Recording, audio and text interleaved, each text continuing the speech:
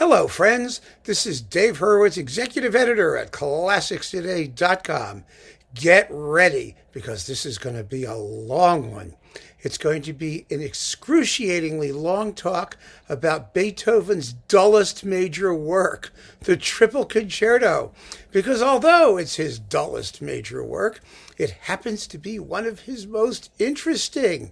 It is in the nature of an experiment, and an experiment which may or may not have succeeded, but which Beethoven learned from enormously.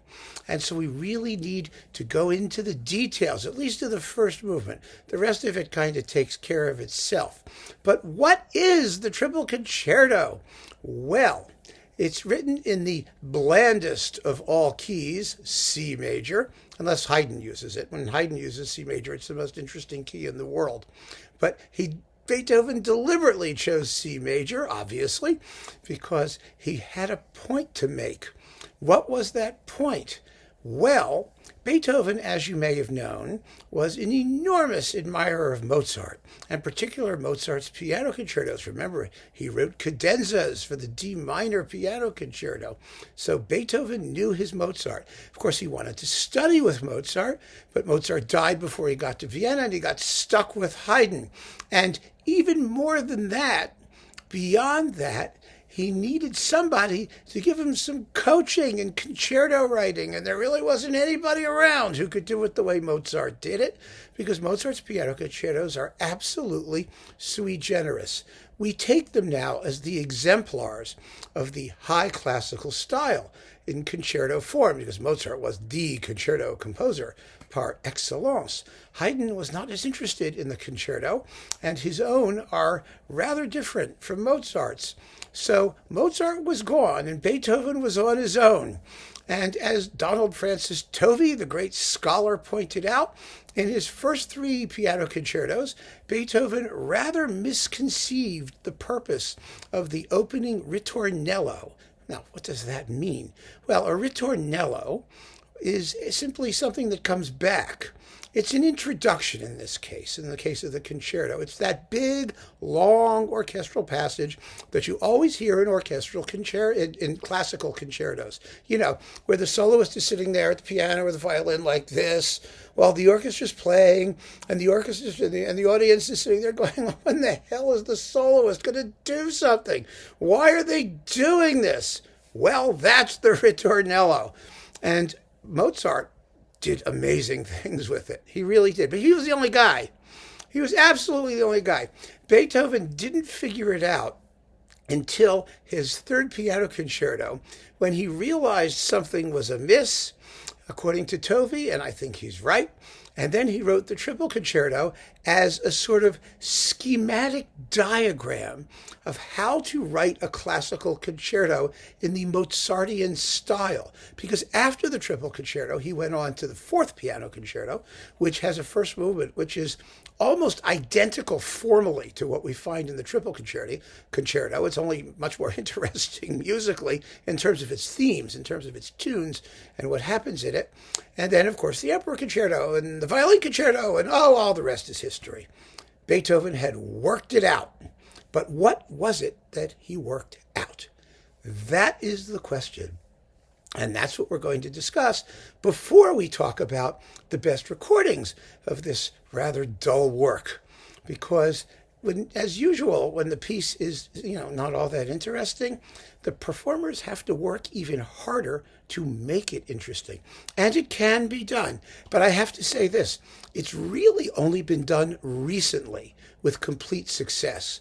I really believe that. I think this is a piece that's had to wait, frankly, for the period instrument movement and what we have learned from it in order to give this work its due. Now, the obvious thing about the Triple Concerto is that there are three soloists. And that in itself is a treatise in aesthetics. You've got a violin, a cello, and a piano. And all of those are opposing the larger orchestra. And this creates all kinds of problems for Beethoven, but he chose them deliberately. And I think we can figure out why he did it that way. Just in terms of the general layout of the piece, the logistics, it's really a symphony concertante in the French style, the kind of thing that the Chevalier de Saint-Georges, Joseph Bologne, was inventing and playing in France. Enormously popular things in France. And, Beethoven's Germanity or Germanitude or whatever the heck it is greatly exaggerated musically. Not necessarily politically, and I know the thing with Napoleon and all that stuff, but let us not forget that Beethoven's best friends were the aristocracy of Vienna. The emperor's sister was Marie Antoinette. Anybody who saw Amadeus knows that, as you well know. And the language of the court was French, and the style and the aesthetics of a lot of the music that was being composed was French, unless it was opera, in which case it was Italian. Beethoven had to speak French. He was known for most of his life as Louis, not Ludwig. And so this is a French piece, and it was written for his buddy Archduke Rudolph, who was a not terribly great pianist. And that partly explains why the piano part is somewhat uninteresting. But I want you to take a moment and think about the logistics of writing a piece of music for a full-blown piano trio and the orchestra. I mean, a piano trio can make a full mass of harmony all by itself, and it has color and contrast and everything else. In fact, a solo piano has that, but a piano trio has even more. So you really don't need the orchestra at all. And that being the case, what is Beethoven doing writing a piece for this group of totally self-sufficient musicians versus the orchestra? The idea, of course, is the essential basis of what a concerto is, which is a way for the larger ensemble and the soloist to negotiate their interactions. And when the soloist is completely self-sufficient, that negotiation is going to be far more complicated and potentially at least a little bit more interesting than when the soloist is self-evidently inferior, as it would be the case with like a solo violin or just a solo cello. However, there's still an issue within the trio itself. The piano part, as I mentioned, is rather light. It's not a very exciting solo piano part at all, not by any stretch of the imagination, nor is it particularly virtuosic. In fact, the cello leads as the soloist. Now, why is the cello the most important soloist? Well, the reason is because if you want to justify having a cello there at all, it has to be in first place, because the piano is a much more logical solo voice than a cello, and so is the violin, because it's the soprano voice and it's a natural soloist being on top and getting the tune all the time. So Beethoven deliberately gives the cello the lead so as to justify its existence. So in addition to the whole ensemble of soloists negotiating their existence with the orchestra, they have to deal with their interactions with each other. And that's very unequal, because a piano can make a complete mass of harmony and doesn't need the violin and the cello. So the violin and the cello tend to work together quite often, and the piano does a lot of accompanying of the strings, accompanying of the orchestra. It spends a lot of time going while someone else has the tune, because that is the only way you could get all of those instruments in there and have it make any kind of musical sense. Now, when I talk about their negotiating their existence and their roles and their stuff and all of that, what does that mean? Well, that is a function of Mozart's concerto form. And if you're a form whore like I am, you'll find this fascinating. If you aren't, well, you may want to skip ahead and just see the recording recommendations. But I really think this is incredibly interesting, and I want to spend a little time talking about classical concerto form as Mozart conceived it and Beethoven rediscovered it, let's say, because it's just amazing. Absolutely amazing. And it's a first movement form that we're talking about. The others, as I said, they take care of themselves. It's not a problem because they're much more relaxed once you've achieved the first movement, because the purpose of the first movement is to justify everybody's participation in the concerto by giving them something really interesting to do. It's very easy, for example, if you're a hotshot virtuoso, as Beethoven was, especially in the first two concertos, to just write incredibly exciting virtuoso piano parts and stick them into sort of a prearranged form, and everyone's going to have a good time. There is absolutely nothing wrong with that, I have to say. But you can do more. You can make the whole conception a lot more musically well integrated and therefore more expressively intense if you learn how to put the virtuosity to good use, or the existence of the solo to good use, because in this case the virtuosity isn't really the point at all. And that is why this is the dullest piece Beethoven ever wrote. It has almost nothing of the qualities we normally associate with Beethoven. It doesn't have any extremes. The Violin Concerto is, that cosmic serenity and intense lyricism. The previous concertos, the drama, the turmoil, the passion, this has none of that. This is a courtly, regular, nice piece of music. It's convivial. It's almost like chamber music. And I mean chamber music in the sense of just relaxed and conversational. I don't mean like late Beethoven quartet, cosmic, sublime chamber music, okay? Let's get that straight. So it's a very, very unusual piece. But the reason Beethoven is doing it this way is because he wants to put all of the emphasis on the form. And that's why I want you to understand what the form is and what he does with it. It's really, really cool, and I'm going to go right to it. Now, concerto form, here we are. Ready? Here's the form thing. Concerto form in the classical period relies on what scholars have called a double exposition.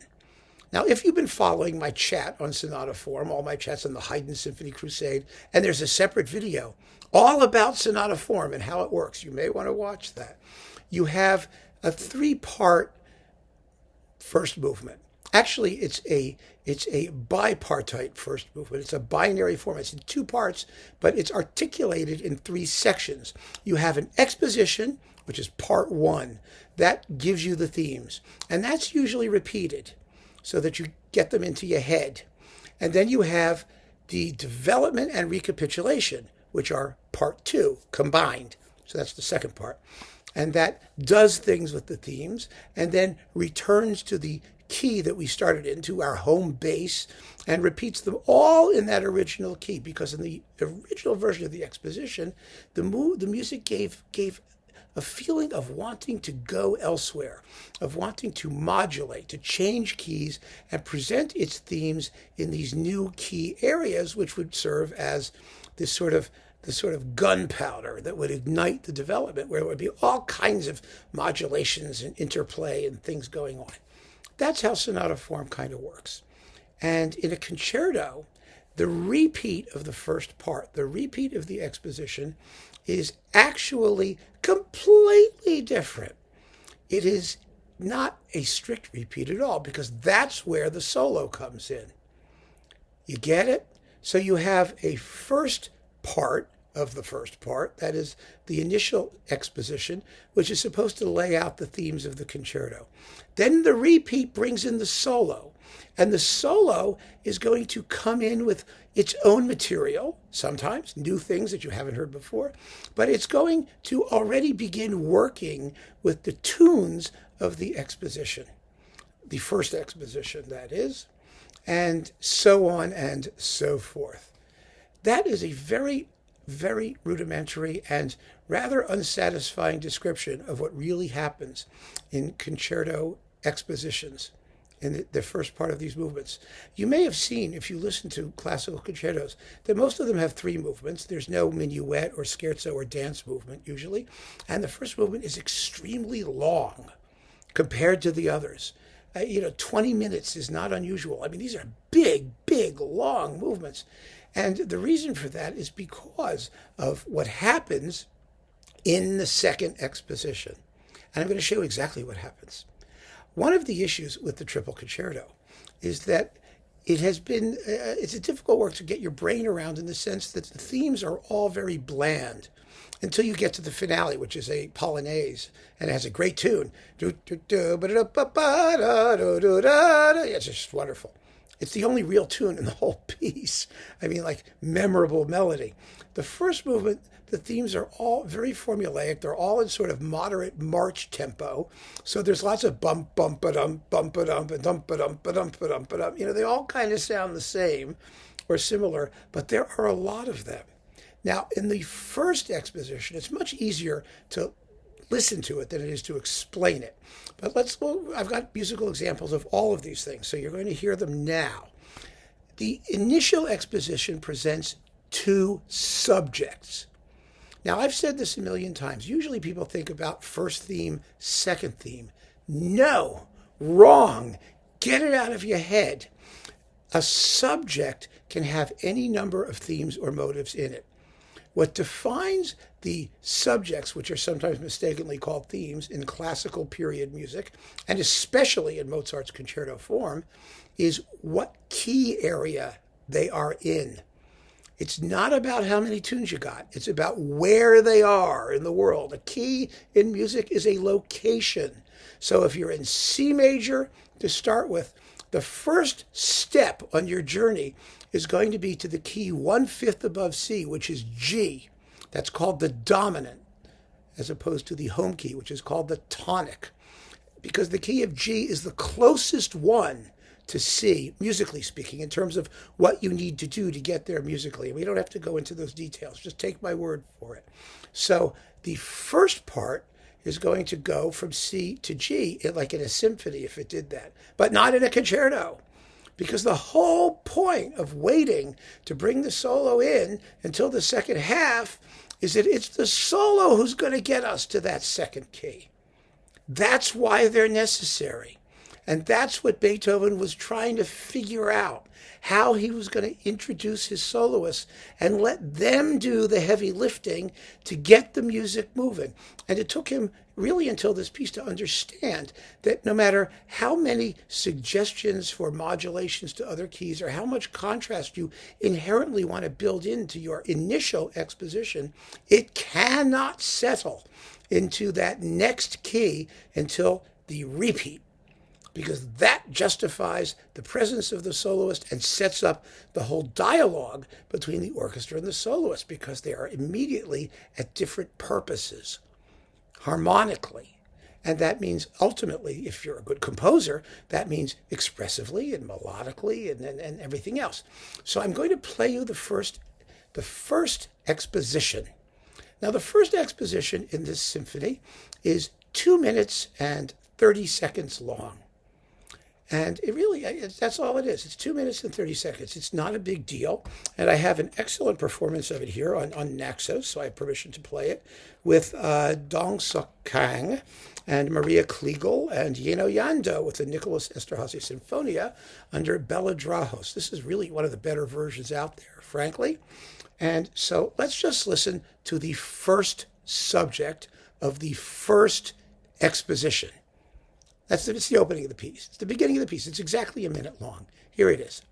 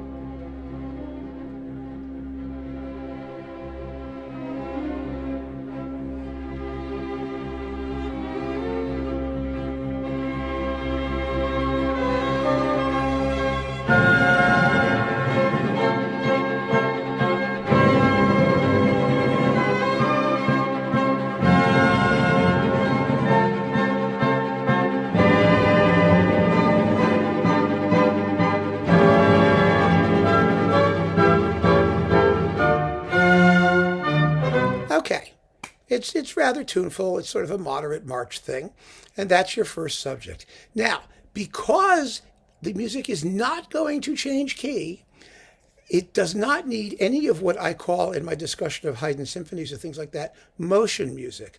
That's transitional material that gets you from one key to the other. It doesn't need to be there because it's not going there. So immediately after hearing the first subject, there's a loud chord and bloop, we drop into what we think is going to be the second subject. And here that is.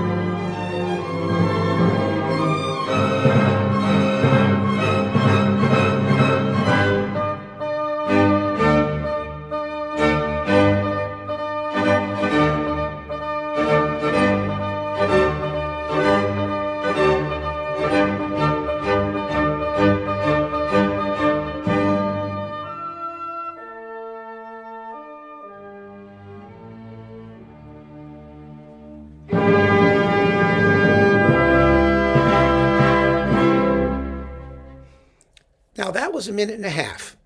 And you may have noticed that there were actually a couple of themes in there. There was a closing theme, especially at the end, the one that goes da-da-da-da, ba-da-da-da, da-da-da-da, da-da-da-da. You know, that's a separate theme. But it's still part of the second subject. And so the second subject is a minute and a half. And the entire first exposition, with those two things put together, is thus 2.5 minutes long. Not very much, you say, is it? But this first movement is usually between 16 and 17 minutes long. And so now we have the repeat. And the repeat is, get this, folks, at least 5.5 minutes. And so you may ask yourself, well, how can that be? Because we've had the first subject, we've had the second subject. What else is there? That's the part the textbooks don't tell you when they talk about double expositions and when they talk about a subject being a tune rather than a thematic group. Because the second exposition, what Beethoven figured out and learned from Mozart, is that the second exposition is the real one. It really is. I mean, the first one is an introduction. It should have the feeling of an introduction. And when the solos come in, they proceed to, first of all, bring material that we haven't heard before. They have their own themes. Sometimes they don't have to, but they can. In this case, they do. And not only that, but they have to make that transition between the first subject in the home key and the second subject, usually in the dominant key, a fifth above, from C major to G major. So that's going to require transitional material, which is a whole nother bunch of themes. And all of that material can be parceled out, in this case, among 3 separate soloists plus the orchestra. So you have the potential to hear everything 4 times.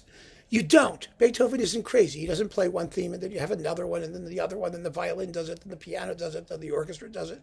That would be monumentally boring as opposed to just merely dull. That would be atrociously boring and ridiculous. Beethoven doesn't do any such thing. He allows everyone to participate, but not everybody does the tune in like a regular order or anything like that. But a lot more is going to happen in this exposition than happened in the original exposition.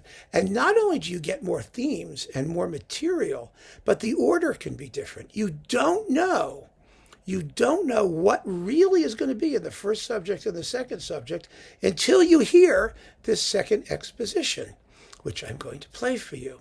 So now, the second exposition falls into 2 perfectly balanced parts.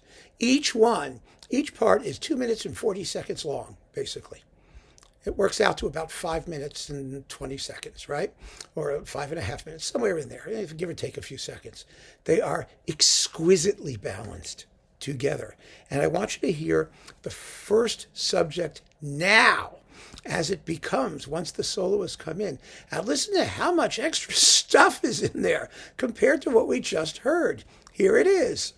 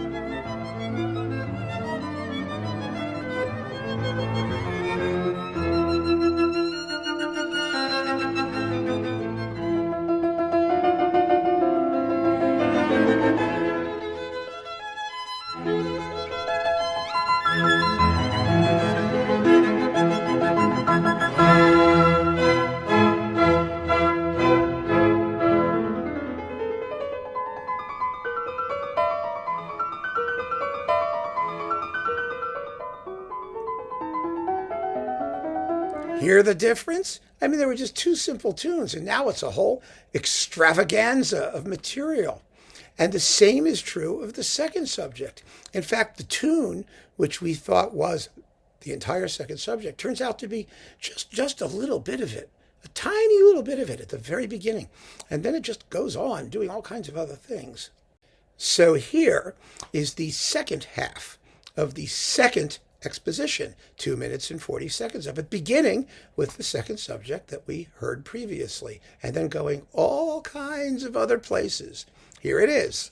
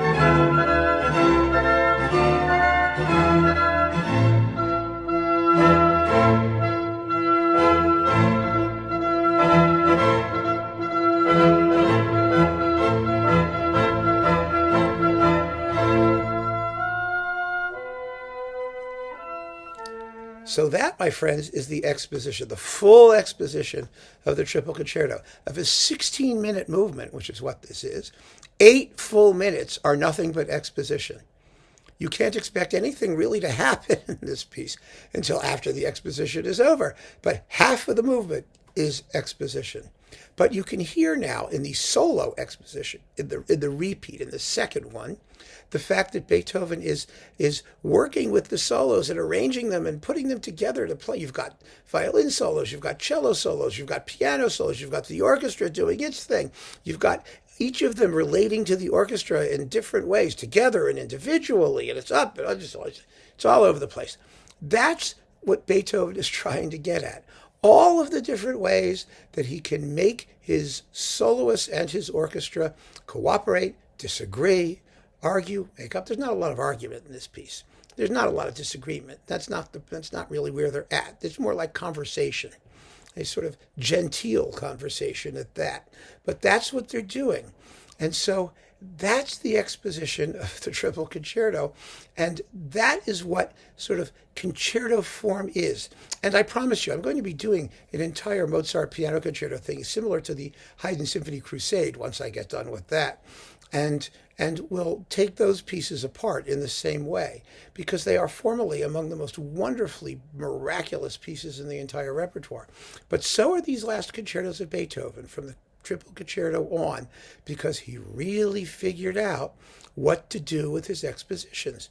And one of the reasons he has 3 soloists and he gets to repeat all this stuff so often, and it's so long and so voluminous, is because that makes it easier. It makes the sections bigger and blockier and chunkier. If he has to repeat them, if he has to give people the themes and whatnot to play individually and together, it makes the form much more schematic, much clearer. In the 4th piano concerto, which has a first movement that's even longer than this one, the form is a lot, in a sense, it's a lot more dynamic. There's a lot more going on, and there's more surprise. You don't always know what's going to happen next. And the way that everything is organized is a lot more spontaneous sounding. Spontaneity is not the point here. This is like Legos. He's building the form brick by brick by brick by brick. And that's not a thrilling process for a lot of people. I think once you understand what he's doing and why he's doing it, it does become interesting. It does become worth listening to. But I'm not the only person here who thinks that the piece was really rather dull. And I'm not the only person here who's only recently gotten to be able to stand it. I mean, I hated this piece. I hated it for years. I thought it was just a boring piece of hooey. I really did. But partly that was because it was played like one. The performances really missed the point. And I think understanding how this piece is working is just so critical to your enjoyment of it. Now, of course, I know some of you will say, I just think it's pretty, it's nice, I listen to it, I enjoy it, and that's that. And that's fine, too. That's absolutely fine.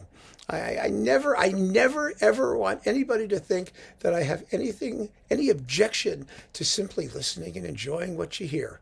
I think that's marvelous. I really do. But if you want to get into it a little bit more, or if you're one of those people like me who needed a little extra help to try and understand what's going on in this piece, because it otherwise sounds so unlike everything else Beethoven wrote, well, there you are. So what I'm going to do now is I'm going to talk about recordings and how those recordings have responded to the sort of formal gambit that I just described. And then when that's over, I'm going to run the entire 8-minute exposition. So you can hear the whole thing, soup to nuts, the first half of the first movement, and hear how it all fits together. And I think that makes sense, because if you're already sick of what I've been doing, you'll just want to know about the recordings and skip the rest. And if you are really interested in these formal issues that I've been describing, you can listen to the entire exposition at the end and hear it all put together. And I think after the discussion of all of this stuff, if you've even, dimly gotten some of this, and I know I may not have been as clear as I could have been, and it may not all be obvious, because it only becomes so with repetition, truly. You've got to really know it.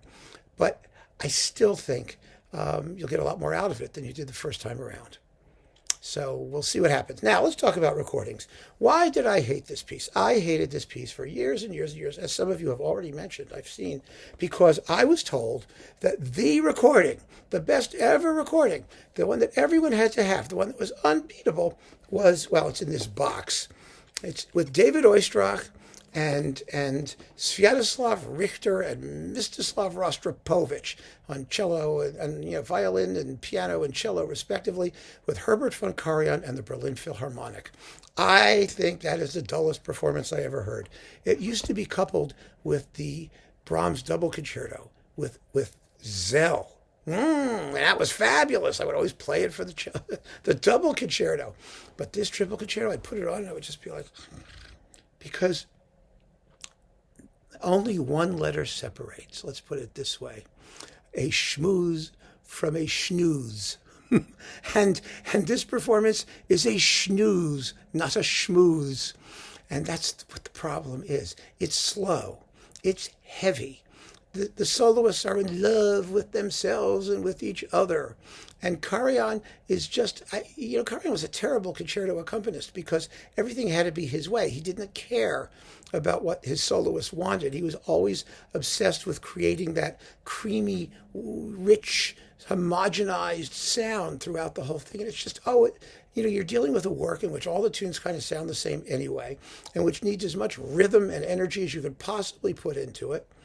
And the result is just boring. I think it's just excruciatingly boring. So I retired this. I mean, this is the rest of Oistrakh. It's phenomenal. And he did an earlier one with Malcolm Sargent, which is a lot better. Got to tell you, it's a lot more interesting to listen to than his one with Karajan. So there you go. All right. That was a dull one. Another dull one, I'm doing sort of like not interesting versus then very interesting, was this one. This was another schnooze because it's too much of a schmooze. Martha Argerich. It's Martha Argerich with Renaud Capuçon and Misha Maisky. And it's another one of those things. You've got no orchestra to speak of. It's the Orchestra della Svizzera Italiana under Alexandra Rabinovich Barakovsky, who really isn't a very good conductor, and it's not a very good orchestra, and Rostropovich and her buddies just have a good time doing whatever they're doing, and the rest of it just, it's not terrible. How could it be with people like this? But is it really musically alert to what the music, to what the work wants to do, to what Beethoven's trying to do? I don't think so. It's a cocktail party. And not a very interesting cocktail party. It's a cocktail party which, it's like the first scene of The Graduate, when someone comes up and says plastics. That's where it's at, my boy. Plastics. That's what they're talking about. Plastics. Not worth it. However, there are some good ones. There were some good ones in the old days. One of them, which I have over in the box, I'm not taking it down, was the fabulous Isaac Stern, Leonard Rose, Eugene Istom, and Eugene Ormandy recording. Because they're wonderful chamber musicians, but they're also fully developed personalities themselves. And you've got Ormandy, who's the most considerate accompanist. He knows when to step in and when to step out, but he's not afraid to step in when he has to. And unlike Karajan, who was just, sort of off in nirvana somewhere. And it's a beautiful performance. It really is a beautiful performance. Another really good one was this one with Rudolf Serkin with the Marlborough Festival Orchestra under Alexander Schneider, right? Sasha Schneider is the conductor. Yes, there he is. It's with Jaime Laredo, who's a wonderful, wonderful violinist, and Leslie Parnas, cellist. Not the most famous people in the world, but you don't have to be. That's the point. This piece is about cooperating with character. It's not about, being, sort of a big name personality all the time. You can't be in this, but you can't. Anyway, this is very good. Serkin's very good. So those were nice. However, I think, frankly, it was the period instrument movement that got this piece going the way it's supposed to go. And the reason I say that is not because of vibrato or because of anything else, but because, first of all, it energized the music. it didn't play it necessarily faster. You can't really play it any faster. It's kind of interesting. The piece is really self-regulating that way, because when everyone has to have their turn playing the tune, you can't have everybody do it at their own speed. And the tunes are all in sort of moderate march tempo, so there's only so much you can do to try and push the thing along. You can't hurry it. You have to relish the discourse between the ensemble. And so nobody's really made that mistake yet that I've heard. I mean, they may, but no, most of the first movements are all around 16 minutes long and a little bit. It's kind of amazing, whether they're on period instruments or not, or whatever they're doing. But what you do get with period instruments is those wonderful slashing accents, the sharper timbre, the real trumpets and drums, and the instrumental accompaniment. The orchestra has more personality, and the soloists have more personality. Whether they play on period instruments or not, it doesn't really matter, as long as they're good. And you can really appreciate, I think, the play of more strongly differentiated timbres than you often do in modern instrument performances, other than the very best ones, like the ones I mentioned, because great musicians get it, no matter what instruments they're using. It doesn't matter. So you've already heard this one, this Belladrajos disc on Naxos, and I'm sure you heard from these samples, and you'll hear when you hear the whole exposition. It's a very, very beautiful performance with three excellent soloists who know how to get along with each other and know what to do with the music. It's a nice, enjoyable performance. I really, really like it. So, and it's light. It's not heavy. It's not sticky. It's not gummy. It's not gloppy or glutinous or any of the G words, you know? It's really very good. So that's that one. Now, on period instruments is a recent release, which got a very good review on ClassicsToday.com. That was this one on Erato. Let's see who's doing this, with Alexandra Konunova, violin, Natalie Klein, cello, and David Kaduch, piano. These are all period instrument people with the In Solo Orchestra under Laurence Equilbé. This is really a fun performance, and it comes with the choral fantasy. It's a nice coupling, sort of two of the more unusual works, and you can get them together on one disc. So that's fun, and it's period instruments, and like I said, it's very, very good. It keeps the ear engaged, no matter how neutral the thematic material is in that first movement. The slow movement, by the way, is only 5 minutes long, 4 or 5 minutes long. It's very short. It's just an intermezzo to introduce the big polonaise in the finale, which is over 12 minutes long. It's the longest concerto finale that Beethoven ever wrote. And what's so fascinating about this concerto is that although it's Beethoven's dullest major work, it has the most quick music of any of them. Go figure. See, what matters is how you use it. It's not, how much of it there is. It's what you're doing with it. I do love this finale, though. The polonaise is wonderful. So this is definitely worth hearing. However, the reason I have so few recordings of this work is because, first of all, the vast majority of them are just mediocre, and there's no point talking about them. And second of all, they are so obviously less interesting than this one that I just don't see any point in going through a whole raft of performances. Do you? I don't think so. So the really best version of this ever to have been recorded, ever in the history of the universe, not since Toscanini in 1933 has there been a performance of this quality, of this level of transcendental awareness. And yeah, here it is. Zinman. It's Zinman. This is a wonderful disc because it's the Triple Concerto coupled with the septet. I mean, the septet is just a great piece, too. So, nobody knows the septet. It used to be Beethoven's most popular work in his lifetime. Everyone loved the septet. It gave birth to the Schubert octet and to all these other pieces during the period. But this is just a wonderful, wonderful recording. It's on Artie Nova. It's David Zinman with what is it? It's the Swiss people, the Tonhalle Orchestra of Zurich. And the soloists. Oh, the soloists. What a great lineup. You've got Yefim Bronfman on piano, Gil Shaham, violin, and Truls Mork, cello. You don't get three better soloists than that, but they're also excellent chamber musicians. And that's exactly what you want in this piece. You want people with big personalities who know how to keep them in check so that the playing has personality when called for, but is also incredibly sensitive and accommodating to the surroundings and to their compatriots and all that stuff. So yes, this is the one. If you want to get to know and love this piece and spare yourself decades of boredom and aggravation, such as I had to suffer, just start here. This is it. Just get it. You will be so happy.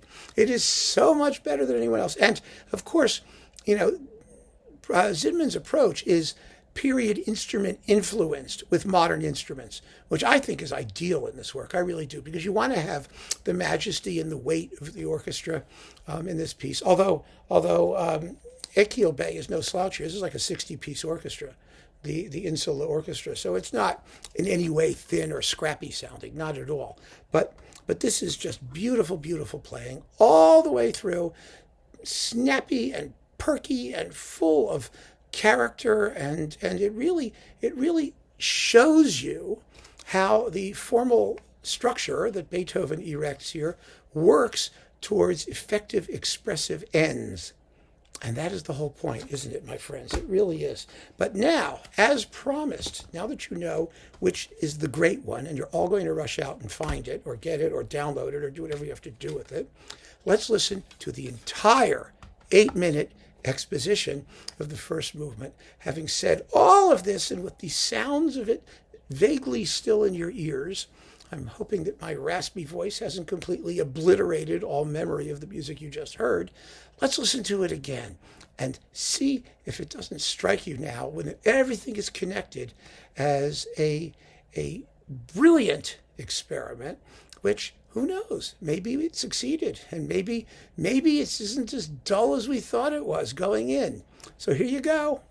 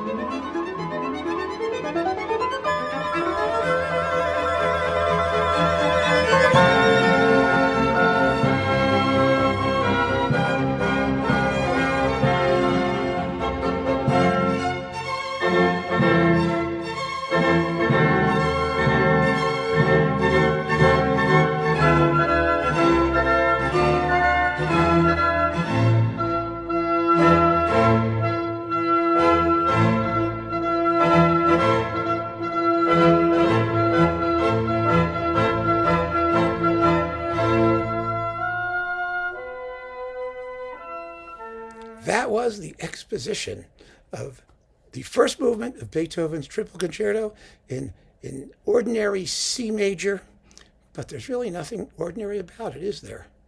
It really isn't. It's quite an extraordinary accomplishment on Beethoven's part, and a work of really frightening self-discipline, I think. You had the Nicholas Esterhazy Sinfonia with Bela Drahos, with soloists Dong Suk Kang and Maria Kliegel and Yino Yando, and it's on Naxos. And, I hope you got a sense of just what a strange and interesting journey this particular piece of music can be. That's all I can say. You're either going to like it or you're not going to like it. But I hope this gave you all you need to like it if you feel so inclined. And to have a second listen if you did not feel so inclined. So keep on listening, folks. Thanks so much for joining me. Take care.